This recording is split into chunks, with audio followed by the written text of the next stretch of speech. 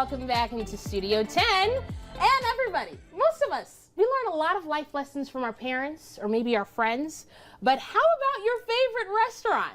Well, that's the case here for Curtis Chen, who is here to talk about his latest memoir, a 2025 Michigan notable book, Everything I Learned in a Chinese Restaurant. How are you, Curtis? I'm doing great. Yeah, well, happy to be back here. I'm so glad that you're here. You're joining us here today this afternoon.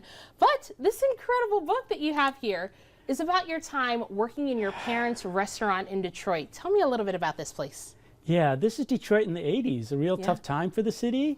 Auto industry was struggling, crack cocaine, AIDS. But despite all this craziness, I feel like I had the best childhood growing up in that Chinese restaurant. That's wonderful, and that's amazing to be able to come out of that time and still be able to say it was a wonderful time. And clearly it shaped you well enough for you to write an entire memoir about it. I love Detroit. That's right. I see Detroit versus everybody. Check out his shirt, everybody. Right? Well, you said one of the lessons that came from working in your parents' restaurant was about the importance of talking to strangers. There's a lot of different lessons in this book, but I want you to start with that one. Tell us about that. Yeah, thanks. So the book is a humor book, really about all the little things that you learn in life, big and small. But I have to say, like, the greatest lesson I learned actually came from my dad, who was a waiter in our dining room. And, you know, a lot of parents will say to kids, don't talk to strangers. Yeah. My dad said the exact opposite. He said, talk to strangers. And who he was talking about were the people sitting in our dining room. Because my dad was a kid from Chinatown. He never went off to college. You know, he lived his whole life there. But he had this amazing ability to just talk to anybody about anything. And so anytime he met somebody who he thought like had a cool job or, you know, was just really interesting, he'd call all 6 of us kids to run over and barrage these customers with questions of like, what do you do for a living? How did you get your job? How much money do you make? And so this idea of being able to talk to people who are different than you, to ask questions when you don't know the answer, or to even ask for help when you need help, are just little life lessons that I think have really guided me throughout my life. That's right, and I love that you learned these things when you were so young, but you still hold them close to you. Yeah. And especially the way that they're making an impact with people all across Michigan. Like now, I don't work in a Chinese restaurant anymore, but I still feel like I'm a Chinese waiter, meaning I go through life asking people, how can I help you? What can I get for you? You know? Look at that. That is wonderful.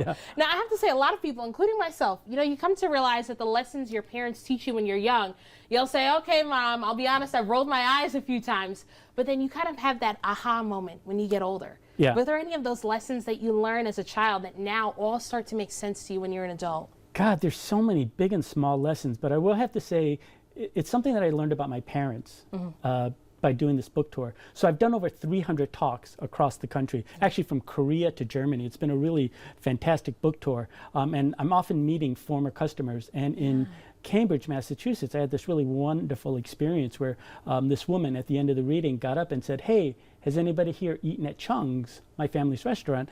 And nobody had, because we're in Massachusetts. But she said, that was my favorite restaurant growing up as a kid. My family went there every Sunday. And she said she told her mom that she was going to this book reading by one of the kids from Chung's. And then her mom, who has dementia, started recounting all the individual dishes, you know, from our restaurant in vivid details. And this woman said for the first time in years, she felt like she had her mom back.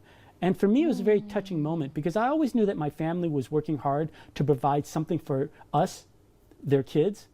But I recognized that my parents are also providing something for the city of Detroit, for the people, because Detroit was suffering through a lot of difficulties at that time. But to provide a nice restaurant, a good dining experience for the people to come, just makes me really, really respect and really appreciate the work that they were doing then. Absolutely. There's something about everybody gathering, no matter where your background is, no matter where you're from. When you kind of sit together and gather around the dinner table, a lot of things can be shared that, we may look different on the outside, but in the inside, there's a lot more that we have in common. We live in a very divided country right now, right? We have these little silos where we don't talk to each other.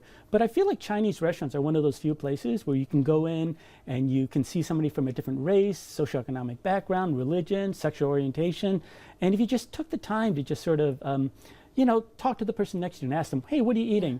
Maybe those are the baby steps that our country sort of needs to take to sort of like heal these divisions.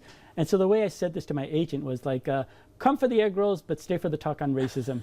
Because, you know, they're important topics, right? But we need to be able to talk about these things in a way that actually brings us together and creates further understanding rather than, you know, increasing divisions in our country. That's right. And thank you, Curtis, so much for starting that conversation here with us today. Sure. But tonight you can continue it with him at East Lansing Public Library. Take a look at the information right there on your screen.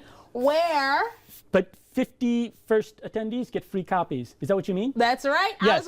I was waiting for you to tell us. That's right. 50. So make sure you were there. You're one of the first 50 people there at East Lansing Public Library. But again, thank you so much for joining us this afternoon. Thank you. Happy to be here. All right. Well, don't go anywhere just yet.